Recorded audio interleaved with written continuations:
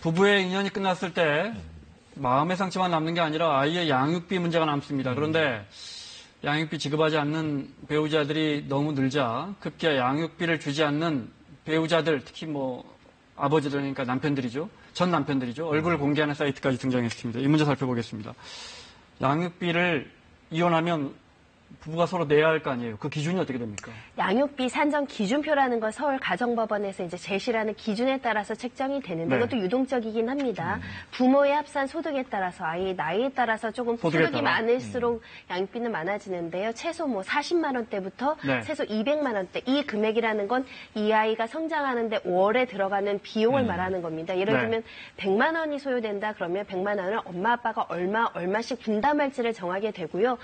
소득이 없다고 하더라도 네. 2, 30만 원 최소 기준은 양육비를 지급해야 된다는 게 이 양육비 아버지가 나 기준이 일터가 없다, 일자리 없다 해도 최소 예를 몇십만 원은 들면 내라. 정말 노동 능력이 상실돼서 할 수 없는 질병을 겪고 있다 이런 예외적인 경우를 제외하면 네. 성인이라면 어디 가서 무슨 일을 하더라도 아이의 그러겠죠. 생존과 관련된 양육비 최소 기준은 지급하는 것이 타당하다라고 해서 최저 기준까지 마련되어 있습니다. 네.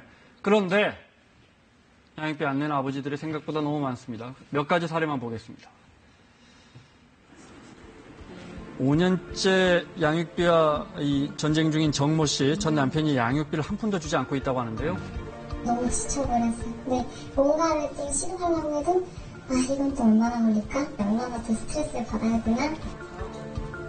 법원에서 전 남편을 경찰서 유치장에 수감하는 감치 결정도 받아냈지만 쉽지 않았습니다. 그때 당시 병원에 입원 중이었어요. 감치가 이제 뭐가 된 거죠. 경찰 측에서는 자기 권한이 없다.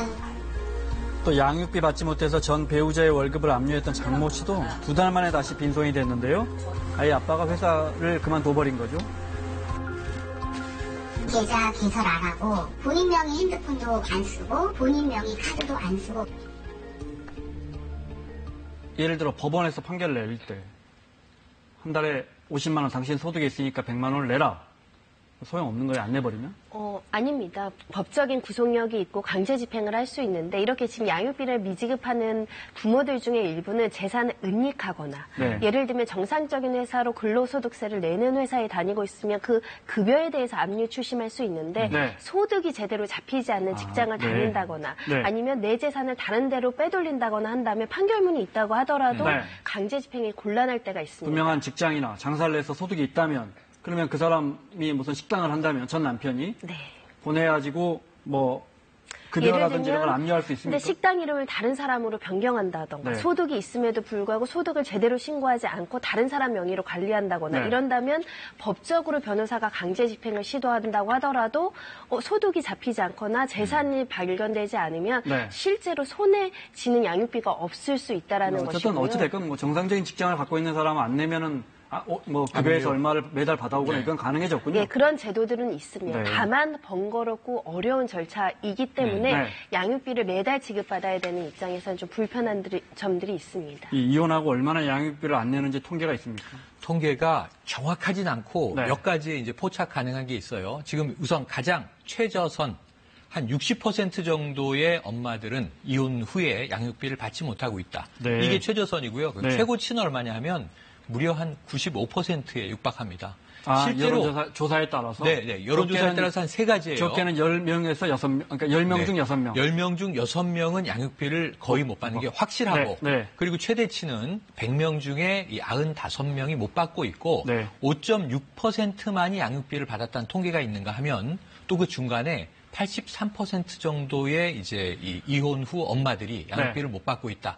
그런데 이제 요즘에는 싱글 대디도 좀 늘고 있어요. 네. 그러니까 아빠가 아이들을 이제 키우고 이혼 후에 엄마가 양육비를 줘야 되는 경우도 생기는데 아직까지는 이 싱글 맘들이 다수라고 하는 걸 생각을 해본다면 네. 전 이 남성의 한 사람으로서 좀 부끄러운 것이요. 아빠로서 돈이 양육비가 다가 아니고 면접권이라는 게 있잖아요. 면접 네. 교섭권. 만나서 아이와 또 적당하게 놀아주고 아빠 역할을 해야 됩니다. 네. 정서도 필요하거든요. 엄마가 주로 키우더라도 아빠 역할을 해야 되는데 남녀 관계는 깨졌다 하더라도 부모로의 역할은 남아있는 건데 네. 지금 돈을 이렇게 안 주면 아이를 안 보겠다는 상황이잖아요. 알죠. 그런 안타까움이 있습니다. 이혼이 예전처럼 그렇게 큰 흠이 아니고 맞습니다. 워낙 많아졌죠. 흔해졌지만 여전히 양육비를 안 주는 아버지들이 많습니다. 얼마나 많은지 그 아버지들의 이름과 얼굴을 공개하는 사이트가 생겨났습니다. 잠깐 보겠습니다. 그 사이트입니다. 법원 판결문, 합의서 등 사실관계 확인을 거쳐서 작성된 리스트들을 공개하고 있는데요. 만약에 여기다 이제 공개를 해놓고 지급하기로 한 사실이 확인되면 내려주죠. 즉시 삭제하기로 돼 있다는 겁니다. 네.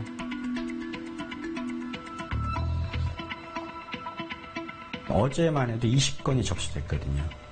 그러니까 계속 늘어나는데 양육비 문제를 해결할 수 있는 가시적인 조치가 나오기 전까지는 이 사이트가 그냥 운영돼야죠.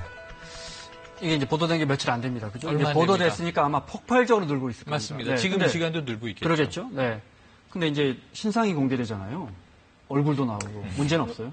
문제가 있을 수 있죠. 그렇죠. 왜냐하면 진실한 사실을 알려도 명예훼손의 소지가 있기 때문에 누군가나 고소를 하거나 고발을 하면은 처벌에 대한 위험성은 충분히 있는데요.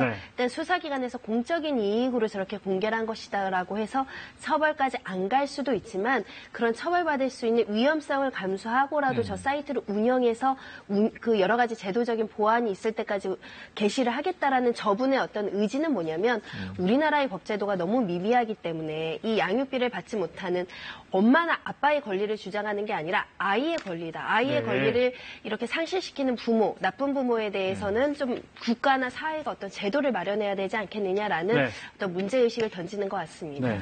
그러니까 듣고 보니까 그러네요. 아이의 권리군요. 근데 이제 이 사이트에 유명 프로야구 선수의 지금 은퇴했지만 우리가 다 아는 프로야구 선수의 이름이 올라왔습니다. 네. 은퇴한 최희섭 선수가 신상 76번째로 올라와 있고요. 네, 주소까지 공개가 됐다가 지금은 없어졌다고요. 지금 삭제됐습니다. 아마 합의가 됐나 봐요. 예, 그러니까 합의가 됐습니다. 최희섭 선수 쪽의 이 주장도 우리가 귀 기울여야 됩니다. 왜냐하면 이 부인 쪽에서 100만 원씩 매월 지급하기로 한 양육비를 지급하지 않았다. 그러니까 결국 이제 그 얘기가 올라가서 저희 공개가 된 거예요. 그런데 최희섭 선수는 이 문제가 좀 있었다. 이혼 후에 양육비를 잘 줬다는 거예요. 그러다가 어느 순간부터 이 연락이 끊어지면서 아이를 만나기로 한 자신의 또 이 면접권 그게 지켜지지 않았고 그 때문에 연락이 안 돼서 나는 몇 달 정도 밀렸던 것이다. 그리고 지금은 원만히 합의가 돼서 아이를 다시 만나고 있고 이 양육비를 주고 있다라고 얘기를 했어요. 그 해명에 대해서 아마 이 확인이 됐기 때문에 이 삭제가 됐겠죠. 그래서 이제 일정 기간 양육비를 못 준 건 사실이지만 이게 양육비를 주기 싫어서가 아니라 다른 분쟁 때문이었을 가능성이 있고요. 지금 방금 그 부인 김유미 씨의 카톡을 좀 보니까 이 최희섭 씨가 연락이 안 된다. 김유미 씨는 계속 보내달라, 몇 달씩 밀렸다는 거고, 이렇게, 예, 서로 주장이 좀 엇갈리게 하고 하는군요. 있었습니다. 방금 최희섭 씨의 카톡 내용 보니까 계속 연락이 안 되는데, 부인은 계속, 전 부인은 이제 계속 보내달라고 하고. 그러니까 이렇게 참 번거롭고 서로 좀 이제 이 힘든 감정 소모를 하면서 이 양육비를 주고받고 한다는 자체가 너무 좀 안타까운 현실로 보여집니다. 알겠습니다. 시간 때문에 마무리 질문을 드려야 할 것 같아요.